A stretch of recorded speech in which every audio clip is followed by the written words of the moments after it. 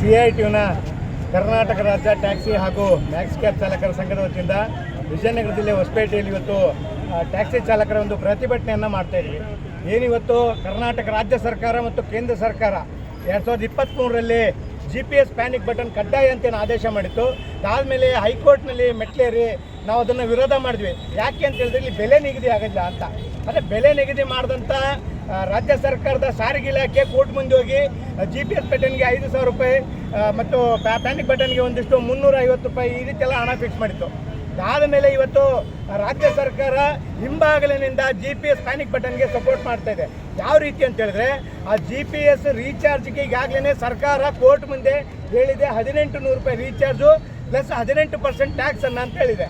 ಆದರೆ ಇವತ್ತು ಆ ರೀಚಾರ್ಜ್ ಜೊತೆಗೆ ಟ್ಯಾಪ್ ಆಫ್ ರೀಚಾರ್ಜ್ ಅಂದರೆ ನಿಮ್ಮ ಸಿಮ್ ಆಕ್ಟಿವೇಶನ್ ಆಗಿಲ್ಲ ಎಂಬ ಕಾರಣಕ್ಕೆ ಟ್ಯಾಪ್ ಆಫ್ ರೀಚಾರ್ಜ್ ಹೆಸರಿನಲ್ಲಿ ಮತ್ತೆ 3,000 ರಿಂದ 6,000 ರೂಪಾಯಿ ಹಣವನ್ನು ಲೂಟಿ ಮಾಡ್ತಕ್ಕಂಥ ಕೆಲಸವನ್ನು ಈ GPS ಪ್ಯಾನಿಕ್ ಬಟನ್ ಕಂಪ್ನಿಗಳು ಮಾಡ್ತಾ ಇದ್ದಾವೆ.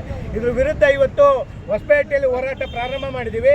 ಒಂದು ಇವತ್ತು ರಾಜ್ಯ ಸರ್ಕಾರ ಖುದ್ದು ಕೇಸ್ ದಾಖಲಿಸಬೇಕು.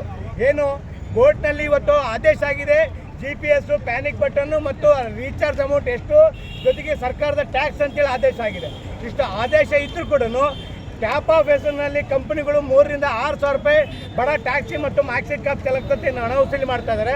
ಇದು ಕಾನೂನು ಬಾಹಿರವಾಗಿರ್ತದೆ ಮತ್ತು ಕೋರ್ಟ್ನ ಆದೇಶ ಉಲ್ಲಂಘನೆ ಮಾಡಿದಂಗೆ ಆಗುತ್ತೆ. ಹಂಗಾಗಿ ನ್ಯಾಯಾಂಗ ನಿಂದಿನ ಪ್ರಕರಣ ಈ 12 GPS ಕಂಪನಿ ಮೇಲೆ ದಾಖಲಾಗಬೇಕು ಅಂತೇಳಿ ಒತ್ತಾಯ ಮಾಡ್ತೀವಿ.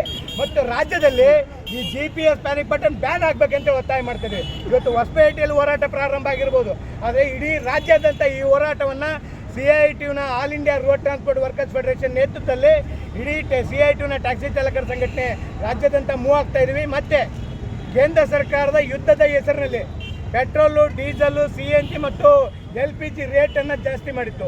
ಅವತ್ತು 108, 109 ರೂಪಾಯಿ ಡಾಲರು ಒಂದು ಬ್ಯಾರಲ್ ಇತ್ತು ಸರ್. ಇವತ್ತು 69 ರೂಪಾಯಿ $69 ಒಂದು ಬ್ಯಾರೆಲ್ ಕಚ್ಚಾ ತೈಲ ಆಗಿದೆ. ಸೊ ಅಷ್ಟು ಕಡಿಮೆ ಆಗಿದ್ರು ಕೂಡ ಬಹುಶಃ ಇವತ್ತಿನ ಕಚ್ಚಾ ತೈಲದ ಬೆಲೆ ನೋಡಿದರೆ ನಮಗೆ ಹತ್ತಿರ ಒಂದು 50 ರೂಪಾಯಿ ಪೆಟ್ರೋಲ್ ಕೊಡ್ಬೋದು ಅಂತಿದೆ. ಆದರೆ ರಾಜ್ಯ ಮತ್ತು ಕೇಂದ್ರ ಸರ್ಕಾರಗಳು ತೆರಿಗೆ ಹಾಕೋದನ್ನು ಮಾತ್ರ ನೆನಪಿದೆ, ತೆರಿಗೆ ವಾಪಸ್ ತಗೊಳ್ಳೋದನ್ನು ಅಥವಾ ಬೆಲೆ ಏರಿಕೆ ವಾಪಸ್ ತಗೊಳ್ಳೋದು ನೆನಪೇ ಇಲ್ಲ ಅವರಿಗೆ. ಮಾತು ತಪ್ಪಿದಾಗಿನ ಅವ್ರು ಏನು ಹೇಳ್ತಾರೆ, ಕೇಂದ್ರ ಇಂಧನ ಸಚಿವ ಹೇಳ್ತಾರೆ ಇಲ್ಲ ಪೆಟ್ರೋಲ್ ಡೀಸೆಲ್ ಬೆಲೆ ಕಡಿಮೆ ಮಾಡಲಿಕ್ಕೆ ಸಾಧ್ಯನೇ ಇಲ್ಲ ಅಂತ. ನಾಯರ್ ಅಂತೇಳಿ ಒಂದು ಸೌತ್ ಆಫ್ರಿಕಾ ಸಂಬಂಧಪಟ್ಟಂಥ ಒಂದು ಕಂಪನಿ 5 ರೂಪಾಯಿ ಡೀಸೆಲ್ಗೆ, 3 ರೂಪಾಯಿ ಪೆಟ್ರೋಲ್ಗೆ, LPGಗೆ 9 ರೂಪಾಯಿ ಕಡಿಮೆ ಮಾಡಲಿಕ್ಕೆ ಸಾಧ್ಯವಿದೆ. ಅಂದರೆ ನಮ್ಮ ರಾಜ್ಯ ಸರ್ಕಾರ, ನಮ್ಮ ಕೇಂದ್ರ ಸರ್ಕಾರದ ಸರ್ಕಾರಿ ತೈಲ ಸಂಸ್ಥೆಗಳು ಯಾಕೆ ಕಡಿಮೆ ಮಾಡಲಿಕ್ಕೆ ಆಗ್ತಾ ಇಲ್ಲ ಅಂತ, ಅಂದರೆ ಬಡ ಜನರ ಕಾಳಜಿ ಇಲ್ಲ ಅಂತ. ಯುದ್ಧ ಸಂದರ್ಭದಲ್ಲಿ ಪೆಟ್ರೋಲ್ ಬೆಲೆ ಜಾಸ್ತಿ ಮಾಡಿದಂಥ ಸಂದರ್ಭದಲ್ಲಿ ಇವತ್ತು ಕಡಿಮೆ ಮಾಡಿದೆ. ಯಾವುದಕ್ಕೆ? ಏರೋಪ್ಲೇನಿಗೆ ಬಳಸ್ತಕ್ಕಂಥ ವೈಟ್ ಪೆಟ್ರೋಲ್ ಕಡಿಮೆ ಮಾಡಿದೆ.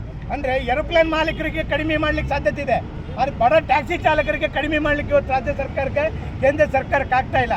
ಸೊ ಹಂಗಾಗಿ ನಾವು ಬಳಸ್ತಕ್ಕಂಥ ಈ ಕಚ್ಚಾ ತೈಲಗಳೇನಿದೆ ಅಂದರೆ ಪೆಟ್ರೋಲ್, ಡೀಸೆಲ್ ಏನಿದೆ, ಇದರಿಂದ ನಾವು ಪ್ಯಾಸೆಂಜರ್ನ ಸಾಗಾಣಿಕೆ ಮಾಡ್ತೀವಿ, ಇನ್ನು ಕೆಲವರು ಗೂಡ್ಸನ್ನು ಸಾಗಾಣಿಕೆ ಮಾಡ್ತೀವಿ. ಆಟೋಮೆಟಿಕ್ಲಿ ಬೆಲೆ ಏರಿಕೆ ಜಾಸ್ತಿ ಆಗೋಂಥ ಸಂದರ್ಭ ಪೆಟ್ರೋಲ್, ಡೀಸೆಲ್ ಜಾಸ್ತಿ ಆದರೆ.